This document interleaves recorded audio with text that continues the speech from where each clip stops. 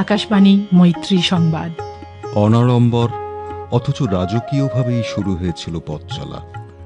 রাজভবনে ছোট এক অনুষ্ঠানে তৎকালীন রাষ্ট্রপতি প্রণব মুখোপাধ্যায় আকাশবাণী মৈত্রী চ্যানেলের সূচনা করেন। সঙ্গে ছিলেন পশ্চিমবঙ্গের তৎকালীন রাজ্যপাল কেশরীনাথ ত্রিপাঠী, ছিলেন প্রসার ভারতীর তৎকালীন মুখ্য কার্যনির্বাহী জওহর সরকার। মূল উদ্দেশ্য বাংলাদেশে ভারতের খবর ও অনুষ্ঠান পৌঁছে দেওয়া, তবে সঙ্গে সঙ্গে প্রতিবেশী আর 5টা দেশেও সহজেই শোনা যাবে এদেশের সম্প্রচার। মানুষে মানুষে বাড়বে যোগাযোগ, সেই লক্ষ্যে সীমিত মানব সম্পদ, পরিকাঠামোগত সীমাবদ্ধতার মতো বহু প্রতিকূলতা কাটিয়ে তার চেষ্টা চলেছে অনবরত। করোনা আবহে আমাদের গতি রুদ্ধ হয়ে পড়ার উপক্রম হলেও আমরা জয় করেছি সেই প্রতিবন্ধকতাকেও। প্রতিদিন রাত 9:15 থেকে আধ ঘন্টার নিউজ ম্যাগাজিন বিশ্ব পরিক্রমা, 11:15 থেকে মিনিট 15 উপমহাদেশের খবর ছাড়াও প্রতি শনিবার সম্প্রচারিত হয় ঢাকার চিঠি। গুটি কয়েক মানুষের নিরলস লড়াই আকাশবাণী মৈত্রী সংবাদের প্রবাহ অব্যাহত রাখতে পাথেয় হিসেবে আমরা পেয়েছি শ্রোতাদের শুভেচ্ছা ও ভালোবাসা। আগামী দিনেও আপনারা আমাদের পাশে এমনভাবেই থেকে যাবেন এই আশা নিয়ে চড়াইবেতির মন্ত্রে আকাশবাণী মৈত্রী সংবাদের সামনে এগিয়ে চলার। চলতে চলতে আজকের দৃষ্টিকোণে একটু ফিরে দেখা।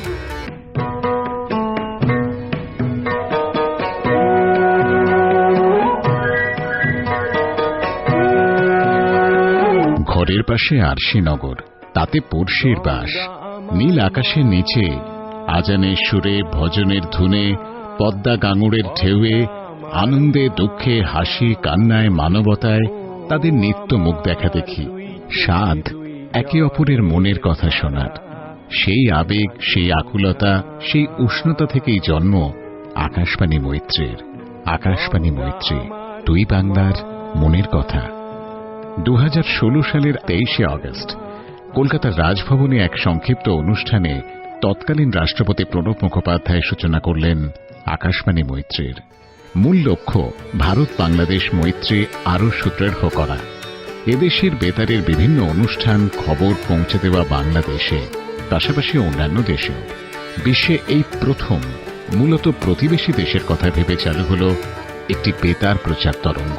আকাশবাণী মৈত্রী হল আকাশবাণীর এক অভিনব প্রয়াস, যা কেবলমাত্র পশ্চিমবঙ্গ, বাংলাদেশ বা পার্শ্ববর্তী অঞ্চলগুলিতেই নয়, বিশ্বের বিভিন্ন দেশের বাঙালিদের কাছে পৌঁছবে। ভারত ও বাংলাদেশ কেবলমাত্র দুটি প্রতিবেশী রাষ্ট্র নয়, জনগোষ্ঠীগত দিক থেকেও দুটি দেশ এক সূত্রে গ্রথিত।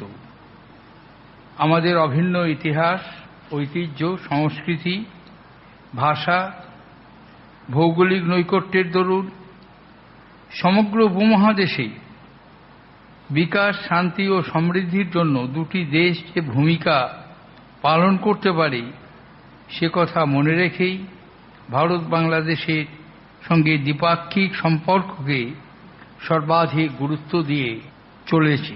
ওই দিন সন্ধ্যায় আকাশবাণী কলকাতা এক সাংস্কৃতিক অনুষ্ঠানের আয়োজন করে। সুরের মূর্ছনায়, নৃত্যের তালে তালে, কবিতা স্পন্দনে বাংলার জীবনে সূচনা হল এক নতুন অধ্যায়।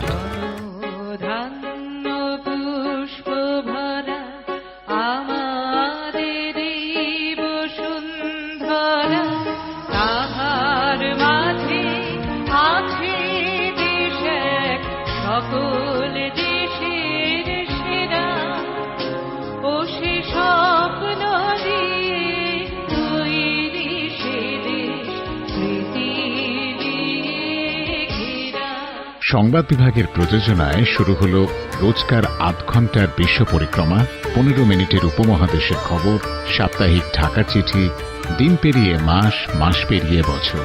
প্রতিকূলতা কম নয়, সমস্যা অনেক, তবুও এগিয়ে চলেছে আকাশবাণী মৈত্রী। এদেশের খবরের পাশাপাশি বাংলাদেশের খবর গুরুত্ব পায় আকাশবাণীর সংবাদে। সেখানকার বিশেষ বিশেষ দিন উদযাপিত হয় এখানকার অনুষ্ঠানে।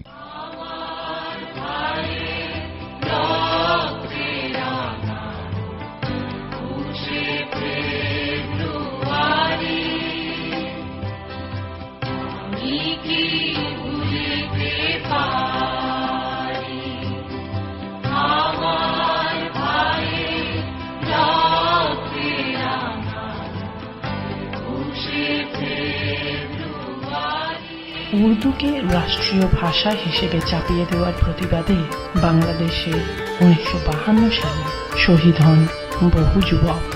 পরে ইউনেস্কো দিনটিকে আন্তর্জাতিক মাতৃভাষা দিবস রূপে স্বীকৃতি দেয়।